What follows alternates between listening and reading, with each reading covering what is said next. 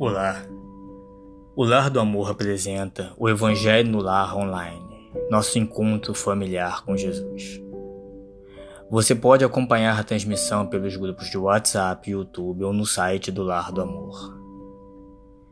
Eu sou o Daniel Ottoni e farei a apresentação do Evangelho de hoje, que é o Evangelho de todos nós. É um momento muito importante da nossa semana, em que nos recolhemos em comunhão com o plano espiritual, no intuito de que haja harmonia em nossos lares e em nossa mente. O Evangelho no Lar deve ser realizado preferencialmente uma vez por semana e pode ser feito em família ou individualmente. De preferência, deve-se escolher, se possível, sempre o mesmo dia da semana e horário. Sejam muito bem-vindos. Busquem um ambiente calmo e sem interferências. Lembrem-se de colocar um copo d'água ou garrafa d'água sobre a mesa, para que a mesma seja fluidificada pelos nossos amigos espirituais. Acalmemos nossos corações e pensemos em Deus, para entrarmos em sintonia com Ele e com os espíritos superiores. Esqueçamos nossos problemas. Esqueçamos os problemas que o mundo está atravessando, nossas mágoas, nossas angústias, nossas dores. A partir de agora, permitamos que apenas boas energias penetrem em nós. No intuito de fazer uma breve sensibilização, faremos agora a leitura do livro Renovando Atitudes, do Espírito Hamed.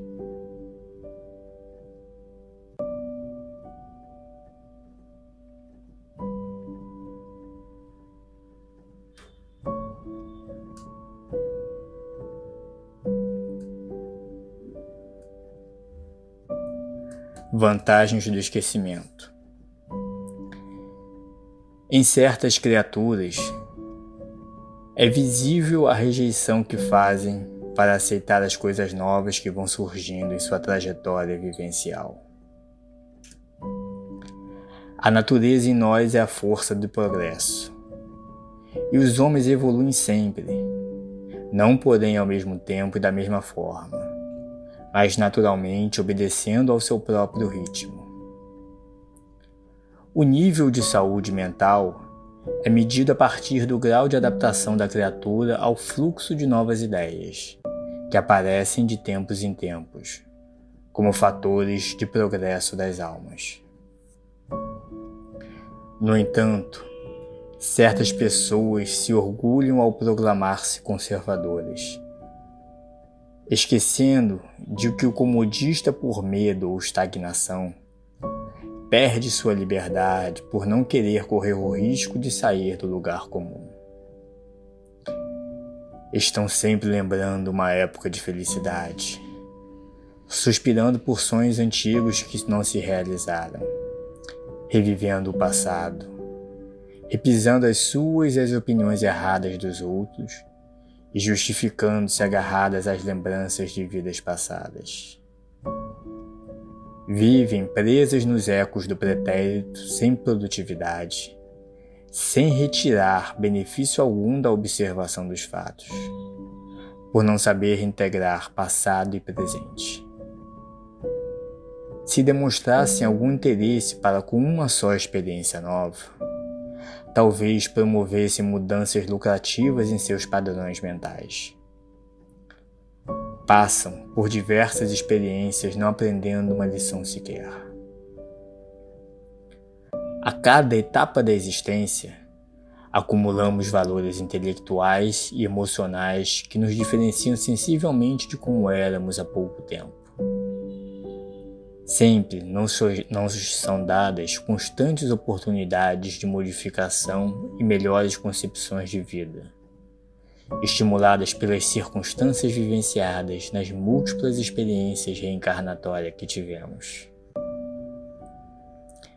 Por que, então, não deixar o passado passar?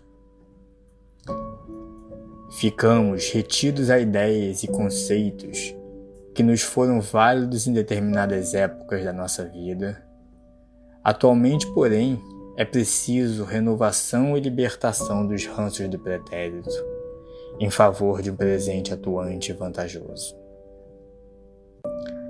Quando escutamos a formulação de ideias novas, tomamo-las por velhas ideias ou pensamos que podem ser interpretadas ou explicadas com auxílio de velhos conceitos.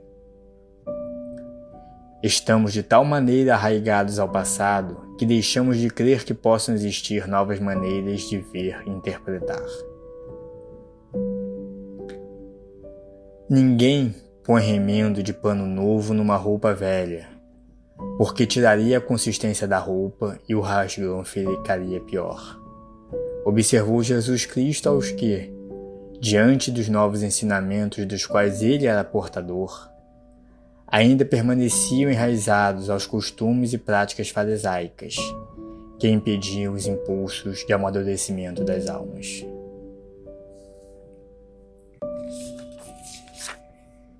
Vamos agora para a leitura do Evangelho segundo o Espiritismo, capítulo 5, item 11. Esquecimento do passado. É em vão que se objeta o esquecimento como um obstáculo no sentido de que se possa aproveitar a experiência das existências anteriores. Se Deus julgou conveniente lançar um véu sobre o passado, é porque isso deveria ser útil. Com efeito, essa lembrança teria inconvenientes muito graves. Poderia, em certos casos, nos humilhar estranhamente, ou bem exaltar o nosso orgulho e, por isso mesmo, entravar o nosso livre-arbítrio. Em todos os casos, traria uma perturbação inevitável nas relações sociais. O espírito renasce frequentemente no mesmo meio em que viveu, e se acha em relação com as mesmas pessoas, a fim de reparar o mal que lhes fez. Se reconhecesse nelas as que odiou, talvez o ódio se revelasse em todos os casos, seria humilhado diante dos que houvesse ofendido. Deus nos deu, para nosso adiantamento, justamente o que nos é necessário e pode nos bastar: a voz da consciência e as nossas tendências instintivas, e nos tira o que poderia nos prejudicar. Ao nascer, o homem traz aquilo que adquiriu. Nasce com o que se fez. Cada existência para ele é um novo ponto de partida.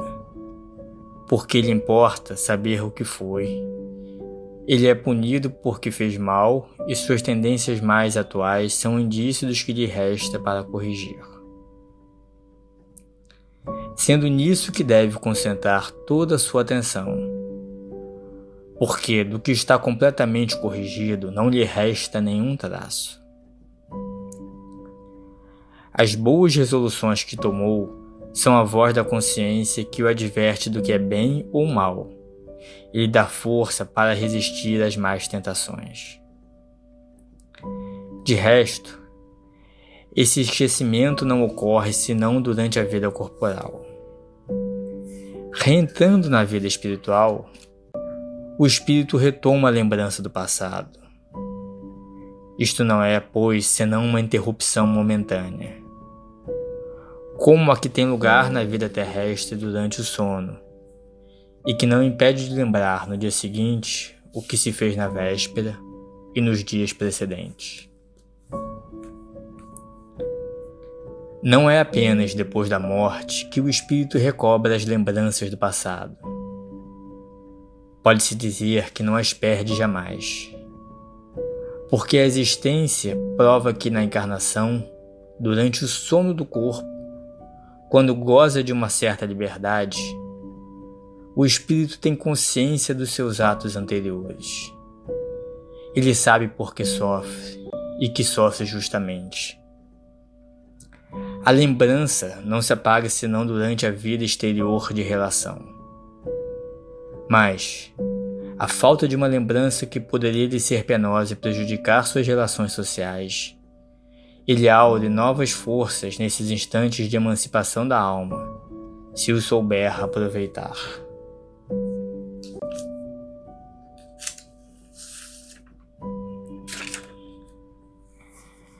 Nós observamos nesse texto que Jesus nos aponta que o sofrimento experimentado com a resiliência e a fé num futuro melhor é o caminho para alcançarmos a felicidade e a serenidade. E é a melhor forma de prevenção da angústia, da dor, do desespero e do suicídio. Nós temos sempre que nos manter em vigia, sempre alerta para essas palavras de Jesus. Sempre nos mantendo com resiliência e com fé. Para aqueles que pensam e já pensaram alguma vez em pôr fim à vida, estão cometendo um grande erro, porque estarão perdendo a oportunidade nessa encarnação de corrigir faltas passadas. A coragem não está em tirar a vida, e sim na resiliência de enfrentar as dificuldades.